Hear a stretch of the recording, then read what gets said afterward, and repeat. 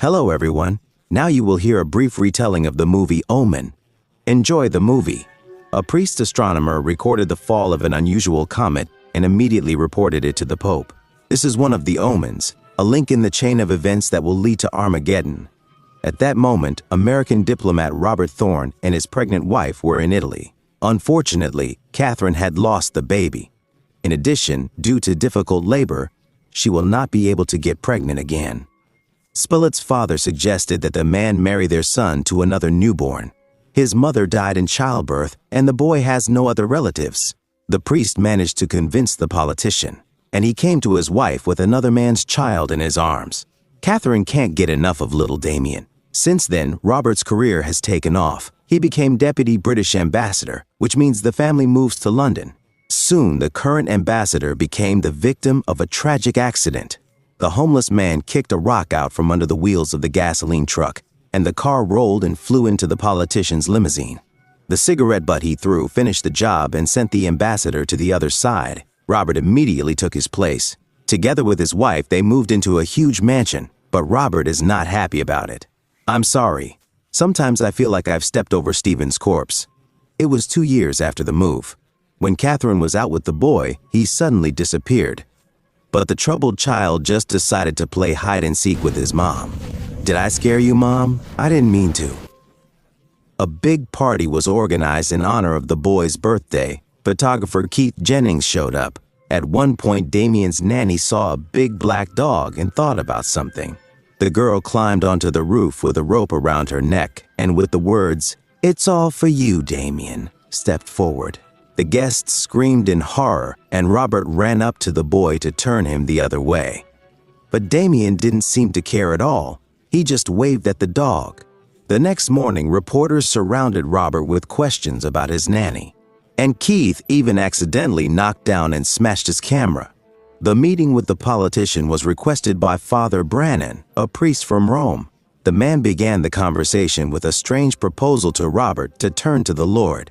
It was the only way he could deal with the son of Satan. "I was in that hospital, Mr. Thorne, when your son was born. Brannan was present at the birth. He helped the forces of evil. Now he hopes to redeem himself and not go to hell. His mother, a female jackal, managed to be abandoned by a priest before a guard took him away." Keith takes a few shots of Brannan. Keith is busy looking for a new babysitter. Just then, a certain Mrs. Baylock shows up, though Kate hasn't made an appointment with anyone today. The woman claims that the agency simply forgot to tell her she was coming, and she brought her resume with her. Mrs. Baylock was quite persuasive and asked her to take her to the boy. "Don't be afraid, I'll protect you from everyone," the woman told Damien when she was alone with him. Keith developed a picture of Brennan and noticed a blemish near his head. Another photo was defaced in about the same spot. The family had hired Mrs. Baylock. One morning, the Thornes were supposed to go to church, but the woman reported that Damien was not feeling well and she thought it best for him to stay home. "Mrs. Baylock, get my son dressed. You've got 5 minutes." The child saw the church steeples and frowned more than usual. Kate noticed the worry on her son's face.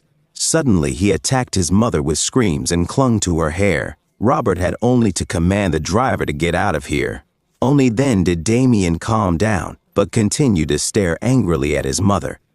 Catherine thought for the first time that something was wrong with the boy. He has never been sick once in his entire life, not even a cough or fever.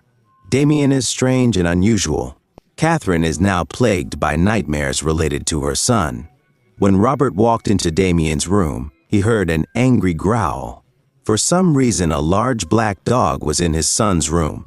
Mrs. Baylock appeared and quieted the animal. The woman said the dog would make a great guardian, and Damien had grown very fond of him. "Tomorrow morning, call special services and have them pick him up. Good night, sir." Kate and her friends brought their children to the zoo. Damien stood alone in front of the monkey enclosure and stared at the monkeys.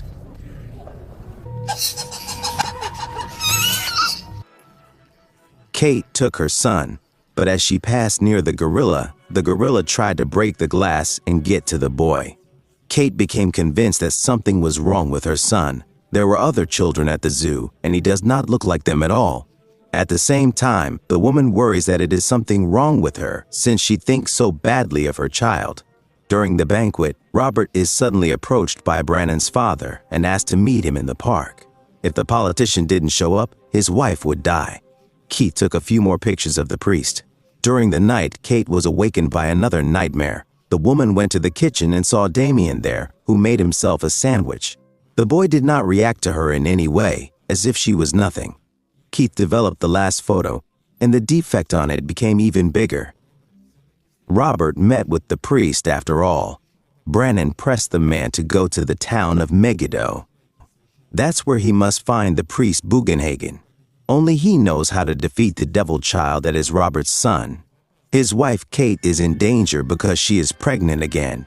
Damien will kill the child, then Kate, and then Robert, when he realizes he will inherit his entire fortune. The politician didn't believe any of this and walked away. Brennan heard terrible screams and howls. He ran towards the church. The gate was closed, so he had to climb over it. At the last moment, the bolt fell, and the priest was left standing outside. Just then, lightning struck the building, and a metal pin flew down and pierced the priest through. Kate was starting to get annoyed with Damien. Psychotherapy wasn't helping her at all. "We have a problem, Robert. I'm pregnant." "What?" "I'm having an abortion, so Kate can have children after all." Brandon was right. Just then, Robert learned that the priest had died under strange and terrible circumstances. The man met with his wife's therapist, and the therapist revealed that Kate thinks her son is evil.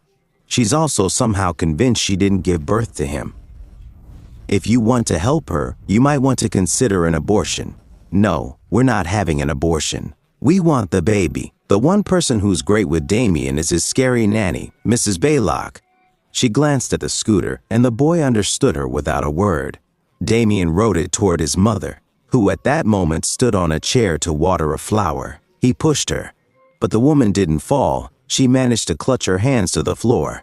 However, the strength was not enough for long, and flying from the third floor, Kate collapsed with her back on the floor. Concussion, fractures, and internal bleeding, the doctor told Robert. Unfortunately, she was no longer pregnant. The baby is dead. Robert walked over to his wife's bedside and heard terrible words from her. "Don't let him kill me." The man walked back to the mansion and heard the growling again. He received a call from Keith asking him to come to his studio. The photographer showed several shots of the first nanny. All of them show the outline of the rope around her neck. And next to Brennan, you can see something that looks like a spear that practically pierces his body. Keith starts digging and finds out that the priest was terminally ill. Apparently, that's why he's been thinking about his soul. Brennan had a mark on the inside of his thigh, a birthmark in the shape of 3 sixes. Keith led Robert to the priest's gloomy dwelling. The walls and ceiling were covered with pages from the Bible and hundreds of crucifixes.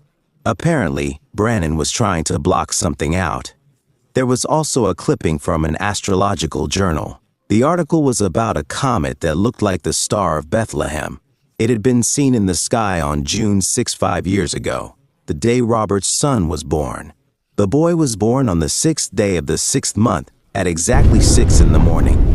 "My son is dead. I don't know whose son I'm raising." Robert is going to figure it all out. Keith volunteered to help because it's his problem now. A man accidentally took a picture of himself, and a clear white line in the photo separates his head from his body. Robert checked on his wife and informed her that he had to go to Rome. Kate confessed that she was very scared. Robert and Keith arrived at the hospital where Kate had given birth, but it turned out that there was no longer any hospital. It had burned down 5 years ago. The burned nun told him that the Spalletti priest was still alive.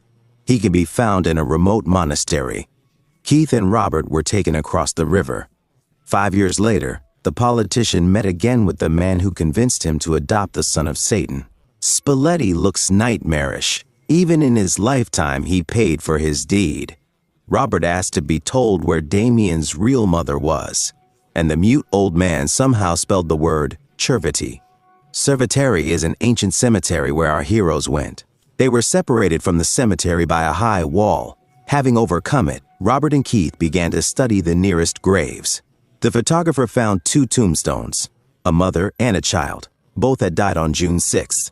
First, Robert decided to explore the mother's grave and found the remains of an animal there, a jackal, just as Brannon had said he had died. The man rushed to the second grave and saw there the skeleton of an infant with a fractured skull. He was taken from Kate and murdered in cold blood. Suddenly, a dog jumped on Robert and started mauling him. The same thing happened to Keith. Somehow they fought back and hid from the animals behind the gate. At the same time, Damien and his nanny came to visit Kate.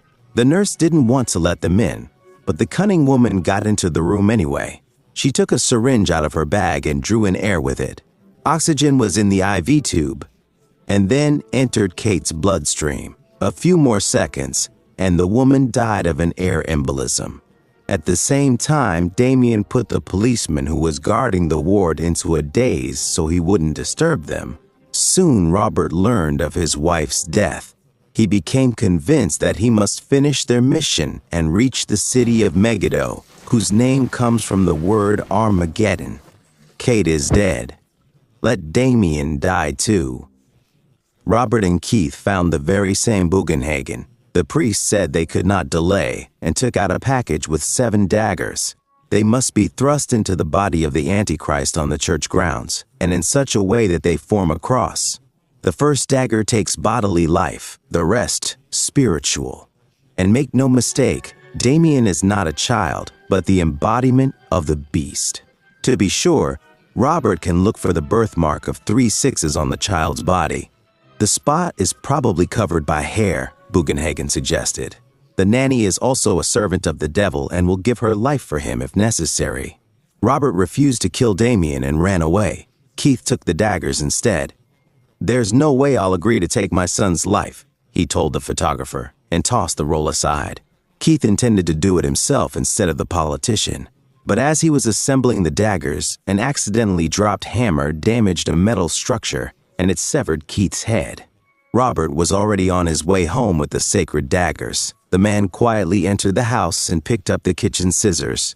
Damien's 4-legged protector ran toward him, but Robert managed to throw the dog into the pantry. He sat down on the bed next to his son and began clipping his hair. Incredibly, he also has a birthmark in the shape of 3 6s, just like the rest of the devil's servants. One of them attacked the politician with a terrible scream. Robert knocked out the nanny and carried the struggling Damien to the car. Mrs. Baylock began pounding on the windshield with a hammer. When the woman stepped in front of the car, Robert didn't think to slow down. A policeman was on his tail. But Robert's not gonna stop now. Damien rages and knits at the top of his voice. Robert drags the Antichrist into the church and places the daggers in front of the crucifix. Saying a prayer, the man slid the first dagger over his son, at which point he was shot and killed by the police who had managed to arrive.